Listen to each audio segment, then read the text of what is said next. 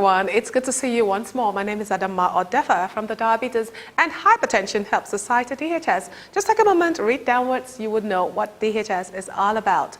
Yeah, the last time I was here, I was complaining about smelly feet and ugly nails and all sorts. And today, I'm going to continue with the series. I'm going to conclude the series, Athlete's Foot.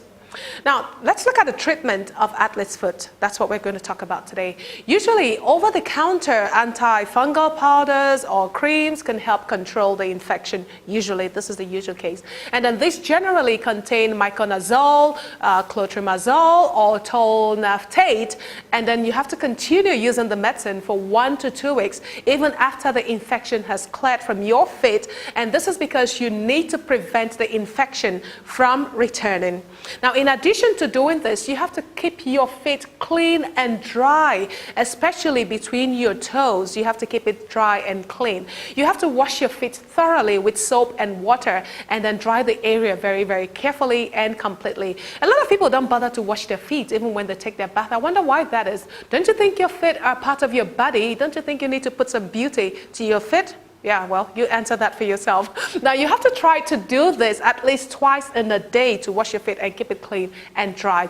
Now, always wear clean cotton socks. Oh, please try to change your socks, especially guys. Oh my God, you have some really, really smelly socks that would really blow you out of the room.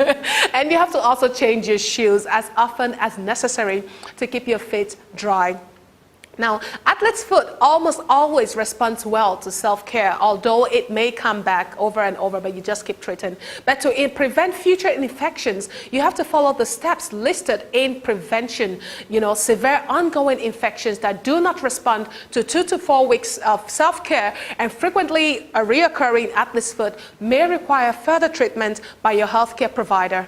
Now, stronger prescription antifungal medication may be needed for you to totally combat stubborn athlete foot. And these include topical medicines like ketoconazole or terbinafine and pills. And then antibiotics may be necessary to treat secondary bacterial infections that occur in addition to the fungus. For example, from scratching, you know, I know it itches. It's not easy not to scratch, your shoe toes, but just try not to. Now, the expectations or the prognosis for athlete's foot infection range from mild to severe and may last a short or a long time, and they may persist or recur, but they generally respond well to treatment. So nothing to worry about. It's not a life-threatening situation. Now, long-term medication and preventive measures may be well needed to help you combat athlete's foot.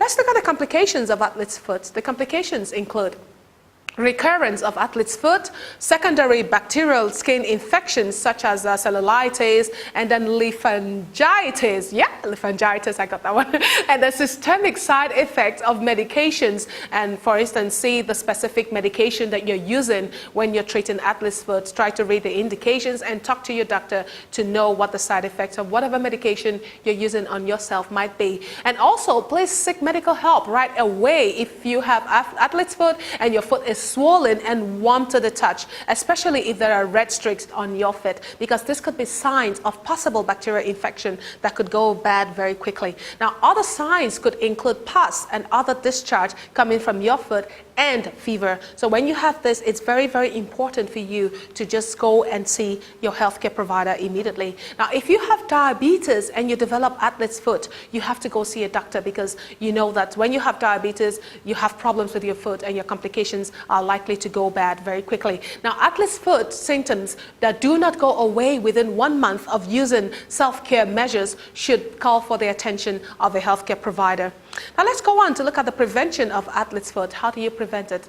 Now, to prevent athlete's foot, you have to follow the following measures strictly and seriously. Dry your feet, people. Dry your feet thoroughly after bathing or swimming. Wear sandals or flip-flops at a public shower or pool. You know, when you're in a public place that you have to share with other people, don't wear closed shoes. Now, change your socks often. Change your socks, gentlemen. Change your socks often and keep your feet dry. This should be done at least once in a day. You have to change your socks every day. Buy more socks, invest in socks. Now, use antifungal or drying powders to prevent atlas foot if you are susceptible to getting it, or if you have frequent areas where atlas foot fungus is common, like public showers and places like that.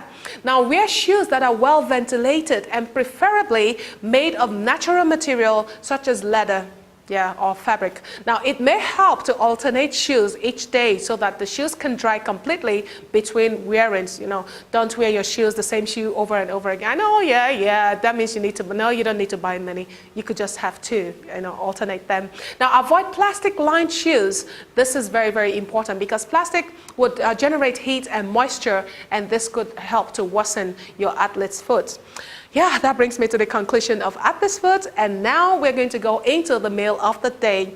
Meal of the day says, please, is it healthy to be taking lime and hot water daily to take care of free radicals? And this came from Yummy. Well, Yummy, if you can handle it, if you don't have gastritis or something, then lime is okay. But usually I would advise that lemon would be preferred because it's high in vitamin C and it's a lot less acidic than lime. And also you can alternate days. You can skip some days. You don't have to do it every day. But lemon is a very, very good way to give yourself antioxidants to combat free radicals. Well, we can be there for you too. Get in touch with us. Our information are all up there on your screen. Don't forget to tell us who you are and where you're connecting with us from. And we'll do our best to relate with you as best as we can. Until I see you again next time. Hey, guys, change your socks. Goodbye.